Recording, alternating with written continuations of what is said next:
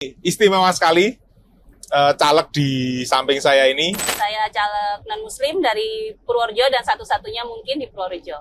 Bukan mungkin lagi ya, memang Kayaknya satu-satunya itu. Dari PKB kan? PKB. Ya. Dapil mana, Mbak? Dapilnya mungkin sama dengan Anda ya. Oh gitu ya?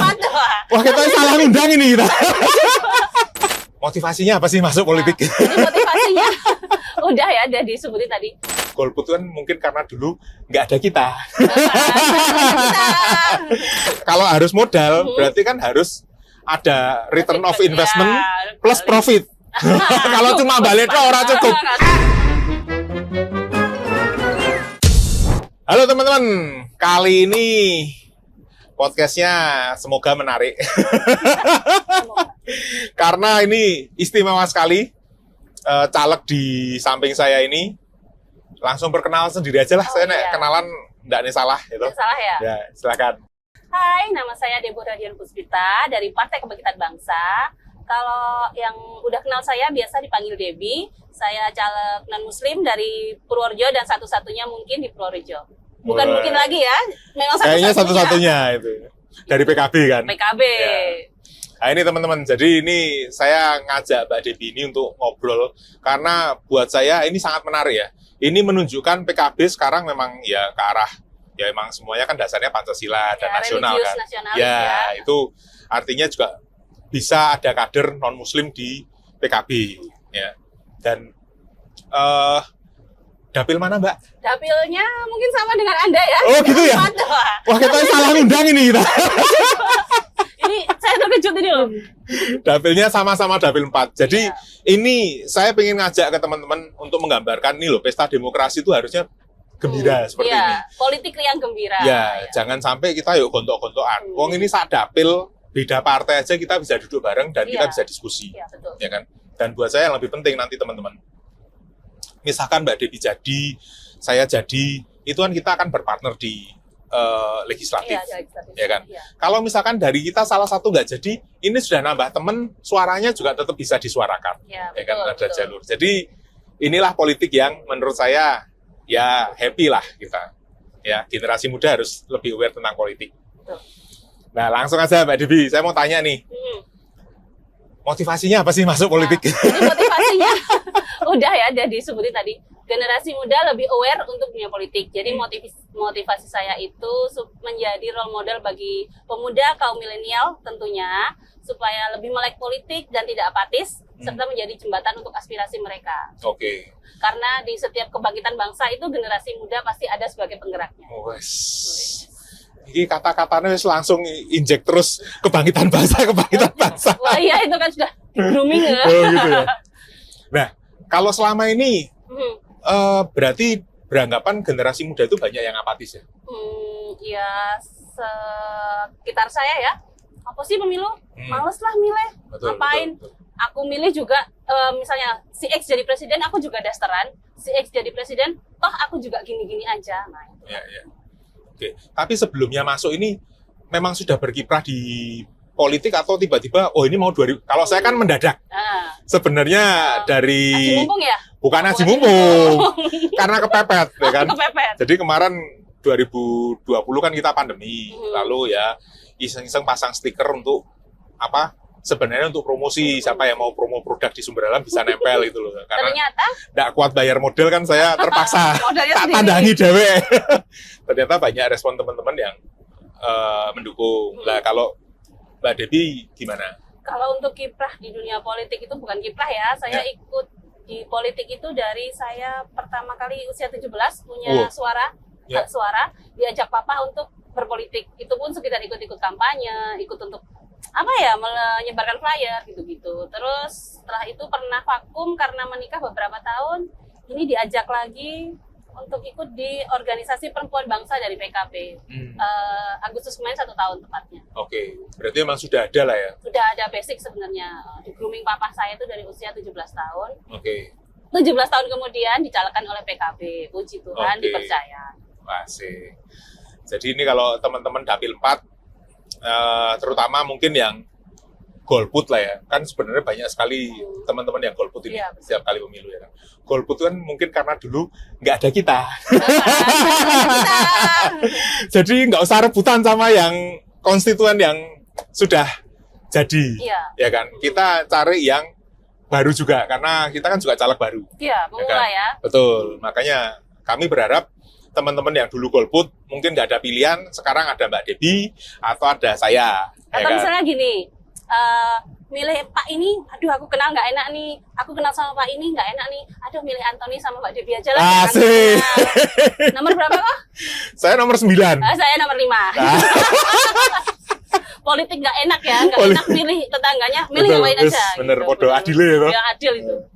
Oke Mbak Debbie, lanjut. Ini kalau masuk ke dunia politik kan lekat sekali dengan sebutan money politik, ya kan? Nah kalau Mbak Debbie gimana? Money politik ya. Kalau saya waktu pertama kali dicalonkan oleh PKB saya sudah bilang, saya nggak akan keluar biaya, karena memang basic saya, nih ya, untuk modal itu logistik memang tidak ada. Jadi kalau untuk money politik, gimana ya? Itu akan menjadi apa ya? Nanti kalau kita udah jadi, otomatis pasti kita boleh akan pulihan, betul. Boleh balik. Betul. Apalagi saya, kalau saya kan backgroundnya bisnis. Kalau harus modal, ya enggak harus. Kalau harus modal, berarti kan harus ada return of investment plus profit. Kalau cuma balik kok orang cukup. Kalau orang bisnis nggak cukup. Kalau cuma balik, kita harus ada profit. Jadi kalau dari saya sendiri memang money politik saya juga tidak mau ikut-ikutan. Kalau cost politik pasti ada. Kita kan bikin banner, bikin kaos, ya kan itu kan. Ini kayak Mbak Debbie kan kaosnya bagus banget ini. Muda, berani beda. Kalau saya memang slogannya kami memang beda. Roto selewah soalnya. Sudah selesai, Bang. Jadi cost politik pasti ada, tapi tidak untuk uur-uur duit. Tidak uur. Iya. Nah, karena itu tadi pasti akan cari kembalian plus profitnya. Kalau orang bisnis pasti akan seperti itu. Dan ini saya berharap banyak juga teman-teman muda yang makin aware dan mau kontribusi untuk ya bangun daerah lah. Kita kan di daerah. Gitu. Saya rasa untuk pemuda-pemuda ini harusnya lebih agresif ya untuk menolak money politik. Ya. Mereka harusnya bisa memilih calon-calon yang berkualitas tanpa harus mengandalkan lun-wun, serangan pajak. Betul. Kita sebagai pemuda harus memutus rantai politik itu, basmi korupsi dari akar-akarnya. Wah, asik. Mantap iki. Ya. Wah, iki aku jangan jadi lupa nomor 5. Ini tak cut ini nanti.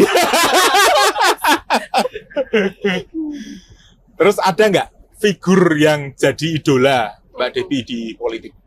Figur jadi idola di politik ya? Ini harus figur terkenal atau gimana? Oh terserah. Bapak sebenarnya. Oh dari ayah ya? Bapak saya sendiri. Oh. Bapak itu orangnya sangat idealis ya. Ketika Bapak sudah punya ini, pasti dia akan jalani itu. Berjuang jadi, itu ya? Meskipun Bapak nggak pernah nyalek, tapi Bapak memperjuangkan orang-orang yang sekarang ada di kursi atas sana. Mendukung tanpa ada imbal balik. Ya? Meskipun mereka lupa, it's okay, nggak apa-apa, karena Papa mendukung dari dalam hati. Kalau ngelihat gitu ada perasaan kan udah, wah ngapain sih kok ikut-ikut gitu, atau malah jadi kapok, atau malah tertantang, wah aku wis ngewangi wong akeh, orang nopo-popone maju dewek, ya, gitu ada nggak? Iya. Gitu ya? Aku melihat bapakku ya berpuluh-puluh tahun ya, kok lupa sih sama papa gitu, tak maju dewe. Nanti misalnya jadi nih, aku nggak akan melupakan yang pernah mendukung aku dari bawah. Ya. Karena orang-orang yang mendukung dari bawah itu, dari kita belum punya apa-apa, itu benar-benar orang yang tulus. Tulus. Waktunya orang tulus maju. Wah, ya Mas lagi Mas, sing tulus maju. Asik. Oke, kalau Mbak Debbie jadi nih nanti, apa yang akan diperjuangkan di Purworejo ini? Satu, karena saya basicnya non muslim ya, memperjuangkan nasib guru-guru sekolah minggu. Oke. Ya. Ini mohon maaf sebenarnya sebelumnya jika salah ya. Kalau dari agama muslim ada ustadz, Pak Kiai itu dapat semacam insentif ya. Kalau dari guru sekolah minggu kan belum ada, mungkin itu. Yang kedua, revitalisasi posyandu. Untuk karena posyandu. Saya sebagai perempuan dan juga punya anak balita, melihat posyandu kok. Posyandu itu sekarang kan datang, timbang, dapat makan, pulang. Kalau zaman dulu kan tidak. Posyandu itu dulu semua dikumpulkan, ada bidan, ada penyuluhan, edukasi dulu, baru timbang ini pulang sekarang kan. Oke. Wah itu kalau nanti Mbak Debbie jadi posyandu direvitalisasi, saya bisa ikut ngisi soal parenting. Oh boleh. Karena saya kebetulan punya ilmu soal itu. Happy parenting is happy wife. Yes. Jadi yang penting mamanya yang di parenting. Betul. Iya betul. Separenting apapun kalau mamahnya nggak seneng, nggak jadi. Nggak jalan. Ilmu parenting nggak akan berlaku. Oke. Oke, nah ini kan kita udah tahu lah ya dari Mbak Debbie seperti itu. Lah sekarang saya tanya lagi, kira-kira kalau menurut Mbak Debbie, pemilih yang cerdas itu seperti apa sih untuk pemilu 2024 ini? Pemilih yang cerdas itu pemilih yang satu ya, menolak money politik. Dua, memilih wakil atau caleg sesuai dengan visi misinya, sesuai dengan hati nuraninya. Tiga, udahlah selesai politik dinasti. Oke. Pilih orang-orang baru. Ayo kita bangun Purworejo berdikari, biar bangkit bersama. Wah, asik, mantap. Oke teman-teman, ini bincang-bincang singkat, santai aja, ya kan? Jadi paling enggak Anda tahu wakil-wakil yang akan maju ke 2024 di Pileg 2024 Purworejo ini siapa aja. Dan saya mengundang teman-teman yang baik caleg dari dapil manapun, kalau pengen kita ngobrol-ngobrol bareng, itu bisa DM ke akun ini, supaya kita atur waktunya, dan Anda bisa punya kesempatan untuk ya expose lah di medsos kami. Oke? Sip.